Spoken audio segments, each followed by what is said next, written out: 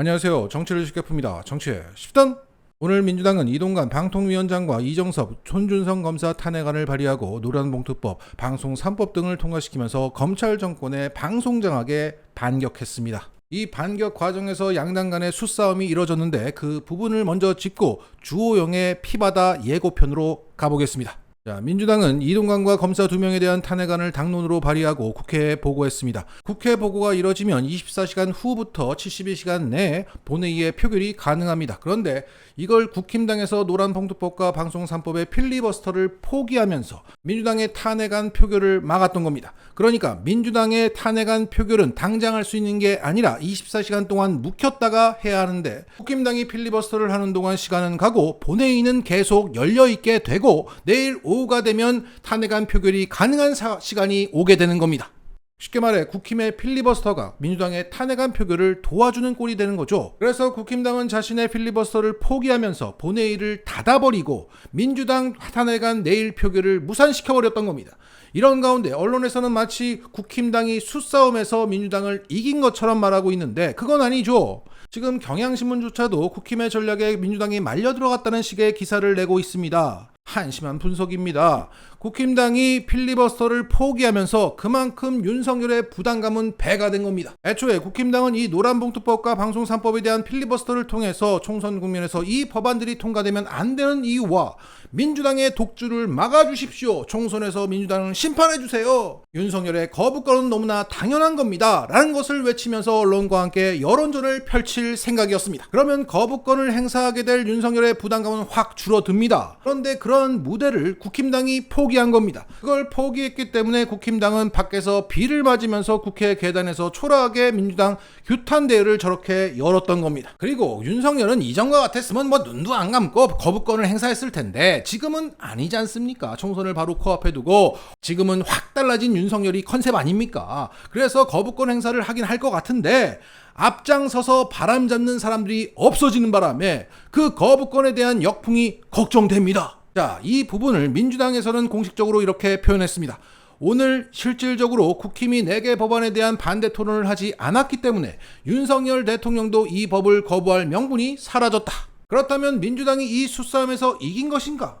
단기적으로 보면 그렇지도 않습니다. 오늘 발의된 민주당의 탄핵안은 폐기될 것입니다. 왜냐하면 김진표 국회의장은 앞서서 양당 간에 합의했던 본회의 일정대로 진행시킬 것이기 때문입니다. 더욱이 김진표 의장님은 내일 모레 출국하신답니다. 자, 여기서 양당 간에 합의했던 본회의 개최 일정은 11월 23일, 30일, 12월 1일, 9일입니다. 따라서 이동관 방통위원장과 검사 2명의 직무 정지는 짧게는 2주, 길게는 한 달 정도 그 유예 기간을 갖게 된 것입니다.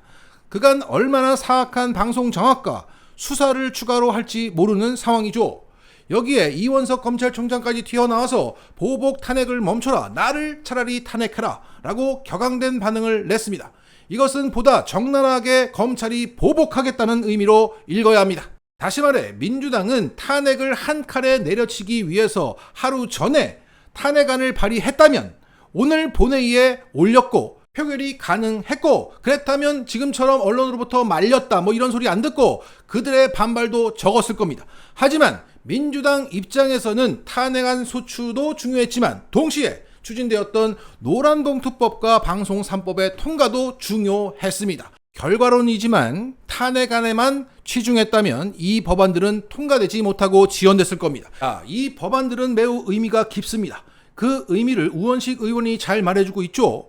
민주당의 당원이어서 자랑스러운 날입니다. 노란봉투법과 방송법을 통과시켰습니다. 이 노란봉투법은 천문학적인 손배소로 노동자를 죽이는 야만적인 시대를 끝내는 법입니다. 하청 노동자가 자신의 생사 결정권을 갖고 있는 원청과 대화할 수 있는 공정한 시대를 여는 법입니다. 그리고 방송 3법은 MBC, KBS, EBS 등 이 공영방송들의 경영자를 결정할 때 각계각층의 많은 사람들이 의결하는 집단 의결 구조를 만들어서 그 어떤 정권도 이 공영방송을 지배하지 못하게 만드는 법이라 정말 매우 좋은 법안입니다. 이런 걸 두고 장성철과 같은 부류들은 어차피 윤석열이 거부권 행사할 이 법을 두고 민주당이 굳이 통과시킨 것은 윤석열에게 정치적인 살을 날리기 위해서라고 폄하하고 있지만 이것은 중도 보수의 민주당에서는 절대 통과되지 못할 법이 이재명의 민주당이 되면서 통과되고 있는 겁니다. 간호법도 마찬가지였던 거죠. 이전에 민주당에서는 신용만 했던 이 법들이 통과되고 있는 겁니다. 그것을 통과시키기 위해서 탄핵안 지연을 택했던 겁니다. 어차피 탄핵안은 한 달 내에 다시 통과시킬 수 있으니까 민주당에서도 이런 게 통과되었습니다. 앞으로 표를 주시면 이런 게 민주당에서 통과될 겁니다. 라고 외쳤다. 이게 바로 이재명의 의지였고 홍익표는 그것을 뒤에서 잘 받들었다. 따라서 양당 간의 수싸움에서 각각 얻은 게 있고 잃은 게 있는 겁니다. 그럼에도 불구하고 이동관은 다음 총선까지 직무정지되는 것은 확정이기 때문에 결국은 민주당이 이긴 겁니다. 여기에 대해서 정청래 최고위원은 이렇게 공언했습니다. 탄핵안을 11월 30일에서 12월 1일까지 반드시 끝내겠습니다. 따라서 내년 총선까지 방송통신사들은 이동관에게서 벗어난 상태에서 언론 활동을 할 수 있게 되었습니다. 또한 이정섭, 손준성 탄핵으로 검찰에게 국회의 본때를 보여줬습니다. 그리고 달라졌다고 하는 윤석열에게 야, 너 달라졌다며? 총선인데 거부할 테면 거부해봐 라고 난제를 던졌습니다. 자, 이런 가운데 오늘 주호영 국힘 의원은 방송법 표결 때 찬성표를 던져서 이목을 끌었습니다. 자, 주호영이 민주당법에 찬성했다. 경천동지할 일입니다. 자, 최근 국힘 혁신위는 영남권 중진들에게 수도권으로 가라고 권고하고 있는 가운데 한 국힘 중진 의원이 튀어나와서 당에서 수도권에 전략 공천하려 할 경우에 탈당 후에 무소속으로 출마하겠다. 당이 낸 후보를 이기고 영남을 피바다로 만들어버리겠다. 라고 말해서 화제였습니다. 그런데 그 피바다 발언의 당사자가 바로 주호영이었다는 겁니다. 이후 주호영은 험지 출마를 공식 거부하는 발언을 잇따라 했고요. 대구 출마를 공식화한 이준석과 함께 무소속 연대가 재연될 것이라는 얘기가 흘러나오고 있습니다.